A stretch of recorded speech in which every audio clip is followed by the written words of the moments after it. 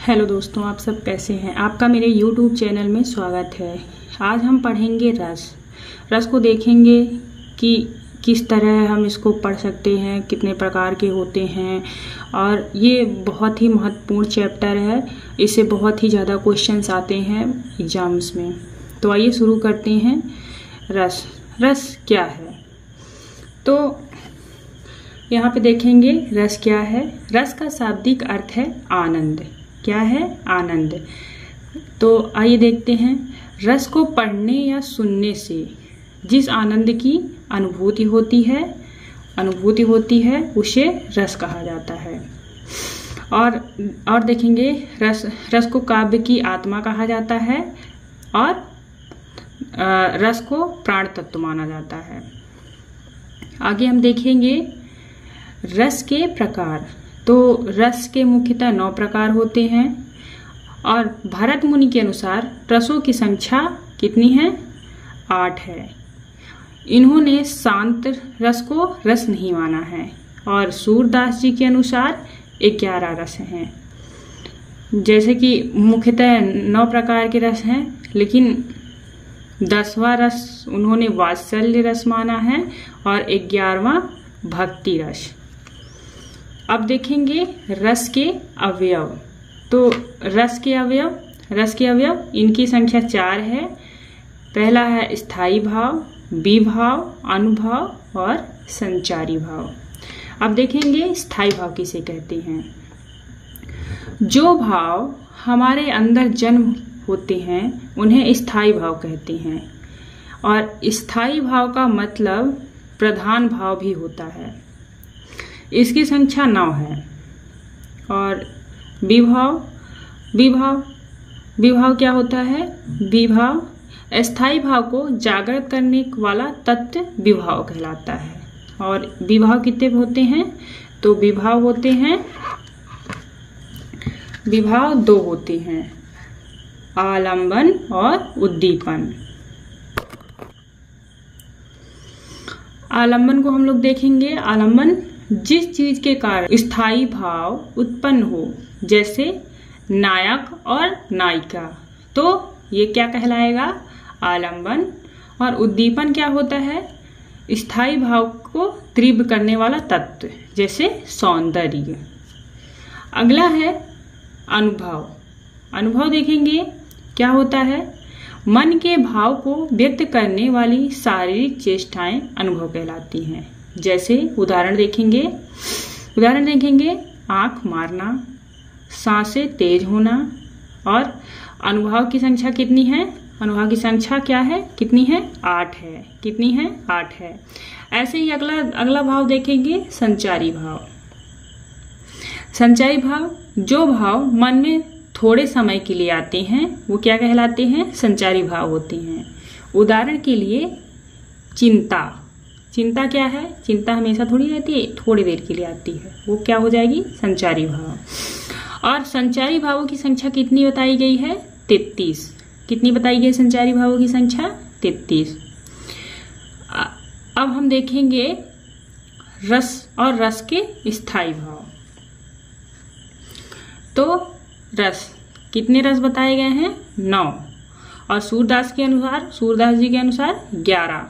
तो आइए देखते हैं रस और उनके स्थायी भाव। जैसे श्रृंगार रस का स्थायी भाव क्या होता है? रति या प्रेम। हास्य रस का स्थायी भाव हास। और करुण रस का स्थायी भाव शोक। वीर रस का स्थायी भाव उत्साह। रौद्र रस का स्थायी भाव क्रोध। और भयानक रस का भय। और विभत्स रस का जुगुप्सा या घृणा। अगला रस है अद्भुत रस का स्थायी भाव या विस्मय या आश्चर्य। अगला है शांत रस। शांत का क्या होता है? निर्वेद। और ये 9 रस हो गए। और ये 10वां रस क्या है? वात्सल्य रस क्या है? वात्सल का रस क्या है? वात्सल्य रति। और भक्ति रस का क्या है? अनुराग। तो ये कितने रस हो गए? यहाँ पे तो 11 रसों की संख्या लिखी हुई है, लेकिन वैसे मुख्यतः 9 प्रकार के होते हैं रस। अब हम यहाँ पे देखेंगे रस को पहचानने की ट्रिक। अब देखिए यहाँ पे करुण रस का एग्जाम्पल दिया हुआ है, उदाहरण दिया हुआ, जैसे दुख ही जीवन की कथा रही। ये क्या है, इसमें क्या है, दुख की बात की गई है, यानी कि करुण रस होगा। क्या कहूँ आज जो नहीं कही, ये क्या है, करुण रस का उदाहरण है।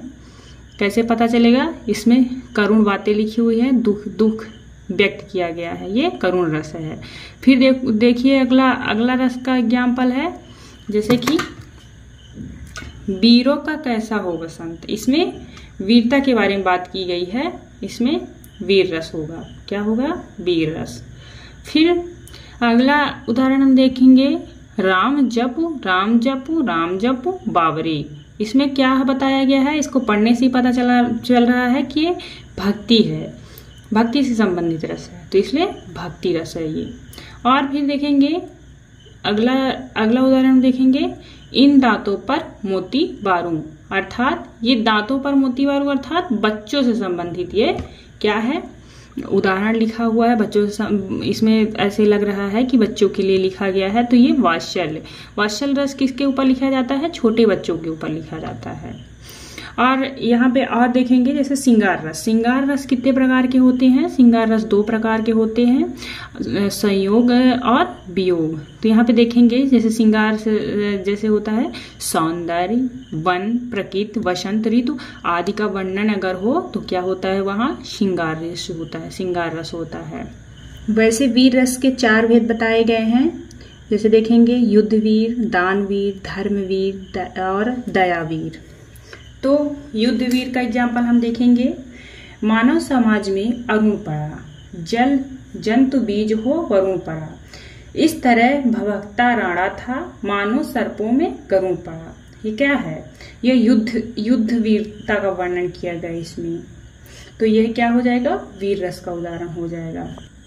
ऐसे ही हम देखेंगे अद्भुत रस का ये जो एग्जाम्पल है, उसमें देखेंगे अद्भुत मतलब अचानक से विस्मय भाव उत्पन्न हो जाए, जैसे देख यशोदा शिशु के मुख में सकल विश्व की माया, क्षण भर को वह बनी अचेतन, हिल ना सकी कोमल काया।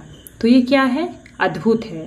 ये तब का है जब यशोदा मैया भगवान कृष्ण के वो जो बाल स्वरूप में उनके मुंह में जब वो विश्व का पूरा ब्रह्मांड का जो मुंह जब खोलते हैं तो ब्रह्मांड दिखता है, तब का ये चित्रित किया गया है। और इसको देखकर यशोदा मैया बहुत ही अद्भुत उनको लगता है कि कैसे, इसलिए ये अद्भुत रस का ये उदाहरण है। तो दोस्तों ये वीडियो कैसा रहा कमेंट में जरूर बताएं। Thank you so much.